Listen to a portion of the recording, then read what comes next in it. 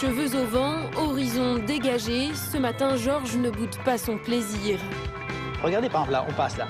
Quand vous passez sur une nationale, que vous passez sur une tonnelle de platanes par exemple, l'été, c'est magnifique.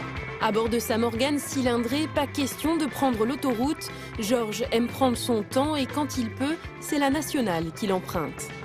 Il y a le paysage, il y a ce côté tranquille, il y a ce côté qu'on peut se dire, bah, tiens, là il y a un petit resto sympa, on va s'arrêter, on va casser la croûte tranquillement, puis repartir après.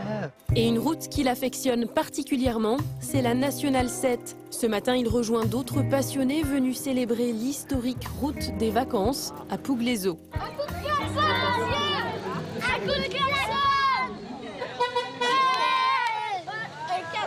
C'est une route qu'on empruntait jeune et qui était très animée.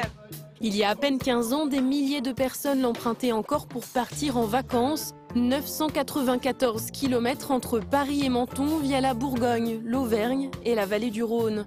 Aujourd'hui, une grande partie des vacanciers préfèrent l'autoroute. Restent tout de même quelques irréductibles. Ils viennent rechercher leurs souvenirs.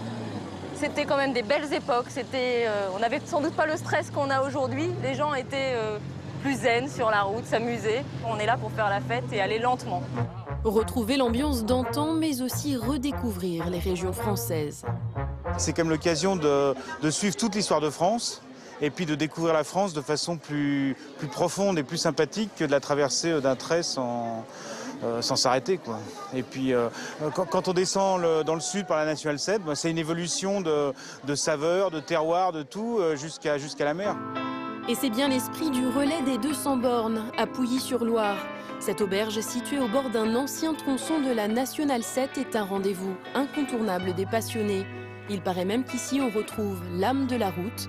Explication.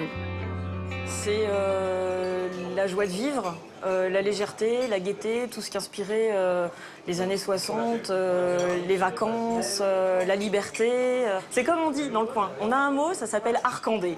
Et c'est impossible à expliquer, il faut le vivre pour le savoir. Voilà.